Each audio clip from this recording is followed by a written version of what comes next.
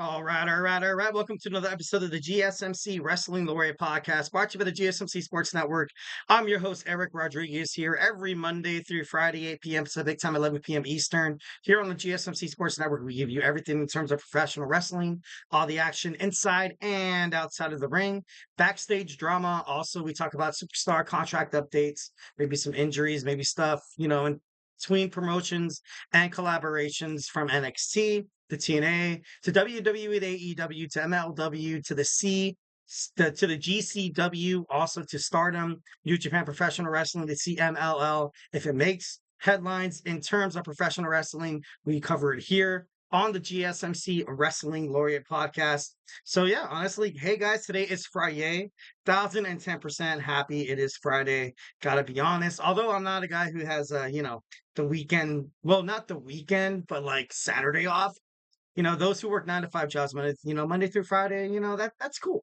By all means, go out there, have a nice cold beverage. I can't say what kind of drink because we are PG on this podcast. But, if it gives you a funny feeling, maybe have more than just one, just relax, chill. We have an awesome pay-per-view, AEW All In at Wembley Stadium in London on Sunday. So make sure you buy that. It's going to be awesome. You can buy it on Bleacher Report, also on YouTube.com or old fashioned go to pay per view. So I'm super excited. Can't wait to watch it. So yeah, let's go in and dig on into the content. Thank you so much for tuning in to the GSMC Wrestling Laureate podcast, brought to you by the GSMC Sports Network. Just kind of what we have on tap for you today. We have our WWE Smackdown preview. We have my Thursday Night Wrestling review. We talk about the world of a Ring of Honor, and we step inside the ring of total nonstop action wrestling.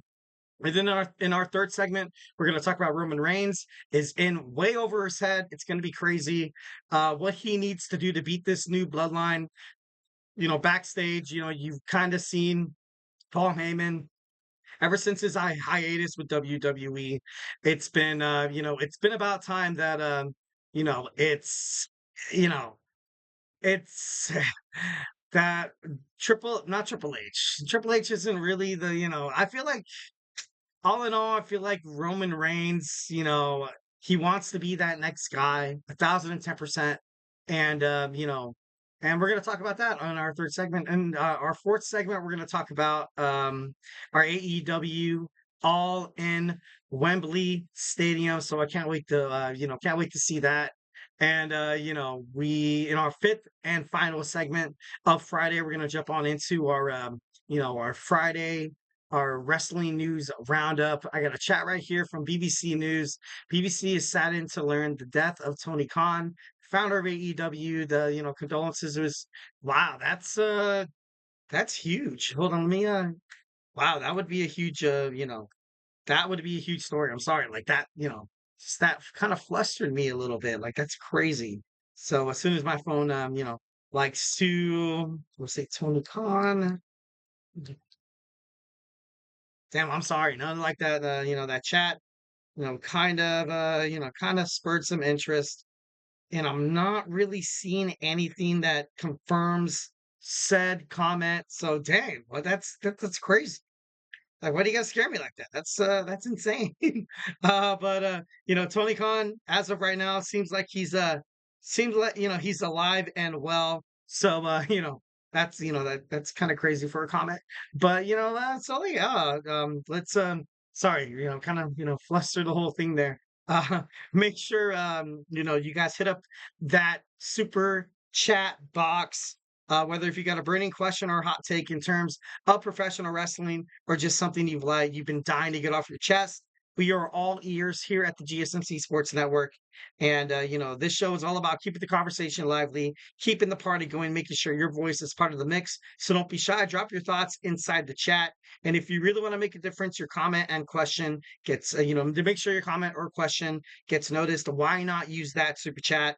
Go ahead and just go ahead and just hit the $ below that chat box, send in the message, and it's guaranteed to get featured on the show. Plus, it's a great way to support our channel. Your support obviously means a lot to us. Super chats help us keep the lights on and bring you even more awesome professional wrestling content. We're so grateful for each and every one of you guys, 1010% here at the GSMC Sports Network. We honestly couldn't do this without you. You guys make such a difference. Your support is, basically all we ask for. All we ask for. So let's keep the conversation going. So let's get those super chats in, hit up those super stickers because you guys are super awesome. And together we'll make sure this show is bigger, better, stronger, and more entertaining as ever. And if the super chat is not your thing, once again, we are still at the GSMCpodcast.net. Hit up that tips and donations link. Go ahead and Superman punch that like a subscribe button to the show. Follow the show, follow the network here at the GSMC Sports Network. We do love a lot of peace, love, and positivity 1,010%. So don't be shy. Go ahead and send in your comment, your chat, your opinion. Obviously, in terms of professional wrestling, conflicting ideologies and different perspectives is something that, kind of keeps the lifeblood of, kind of wrestling fans going a little bit. So, yeah, let's go ahead and, dig on into it. All right, so it is WWE Smackdown. Tonight is Friday, or like I like to say, Friday. It's Friday. No, I'm just kidding. Don't want to sing for you guys today. I don't know why my voice is a little raspy. I'm just kidding. No. Uh, so the WWE returns to the Capital One Arena in Washington for this week's episode of SmackDown. It's guaranteed to be a good one. We're going to start off with a six-woman tag team match on WWE SmackDown. We're going to have, we're going to have Naomi teaming up with Bianca Belair and Jade Cargill, taking on the trio of Alba Fire and the Isla Dawn, the Unholy Union, the WWE Women's World Tag Team Champions, teaming up with Blair Davenport, the newly acquired talent from WWE NXT. So that I think it's going to be great. I think it's going to be great. I, we're gonna get into this in my fifth segment actually, but on WWE Bash at Berlin, there has been an announced match that's gonna happen. The WWE World Tag Team Champions, the Unholy Union, will take on Jade Cargill and Bianca Belair for their titles. Can this be the beginning of the end of this newly formed, dominant tag team duo between Bianca Belair and Jade Cargill? It could very much kind of lead to something happening at Bash at Berlin. Honestly, my money's kind of, if I had to bet the house on it, I feel like WWE could benefit more if Bianca and Jade were separate. Them together, they do, they have great matches. They have great matches. And although some people think, obviously you see these two women, physical specimens, obviously absolutely dynamic in terms of technical wrestling inside the squared circle. These girls are, they're good. But these girls can be in the singles competition and stuff like that. And with WWE kind of lingering over two new women's championships, the WWE Women's United States Championship and also the WWE Women's Intercontinental. So, these girls need to be freed from their tag team bondship. I'm sorry. It's about done. It's about time. Is it going to be done in formality? Is it going to be done with respect? That could possibly go one way, but you see it a lot of times in WWE. What happened with Tommaso Ciampa and Johnny Gargano when they split? What happened when Devon Dudley and Bubba Ray were asked to split, and they're like, you know what? Honestly, Vince, I feel like we are better together. And obviously, nothing really worked out from that little. And when Marty Jannetty and Shawn Michaels kind of broke up, being the Midnight Rockers, it's sometimes, you're gonna have a heel, you're gonna have the baby face, and I feel like this, they can probably hit a good promo. I feel like they're not gonna do it on SmackDown tonight.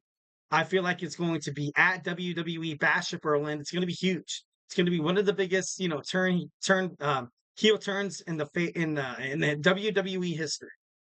Like, and I mentioned Marty Jannetty and Shawn Michaels. They were best friends. They were best friends 1,010%, like at the barbershop. And then you saw Shawn super kick Marty Jannetty through that barbershop window. Barbershop, that's crazy. But overall, I can kind of see the promo going like a little bit like that. It wasn't, it wasn't to the point where Shawn was viewed as a bad guy. It wasn't viewed as, Shawn Michaels was the bad guy. Kind of a guy who's like, you know what? I want to make my jump into features. I want to, I want to strive to be WWE champion and be the face of the company. And I feel like Jade, she's loved by the crowd. As soon as both of these girls come out, they were highly liked by the crowd. That's why I feel like WWE might not pull the trigger on this feud just yet. But I don't know. It's a lot of stuff can happen from here to from Friday to WWE Bash of Berlin. So honestly, only time will tell. Next, we're going to see the LA Knight take on Santos Escobar for the WWE United States Championship. I love LA Knight. Ever since he won that championship from Logan Paul, I kind of thought, I was like, you know what? I feel more or less that LA Knight will defend the championship on WWE Smackdown more than his successor, well, from his pre-successor, Logan Paul, going up against Santos Escobar. Santos Escobar, he needs this. He needs this 1,010%. Recently, and in terms of the Legado del Fantasma, also the LWO on Monday Night Raw. You see a lot of these Latino wrestlers that they come out bigger, and better and stronger than ever. Seems like they're going to come out and make such a huge difference, but you really haven't had somebody from from that demographic kind of come out. You have Rey Mysterio, of course, and then you have Eddie Guerrero. And then besides that, the names have kind of been quarreled. Like, it's not that big. I feel like WWE, especially if they want to expand to Mexico City, they recently had their Super Showdown inside Mexico City Arena.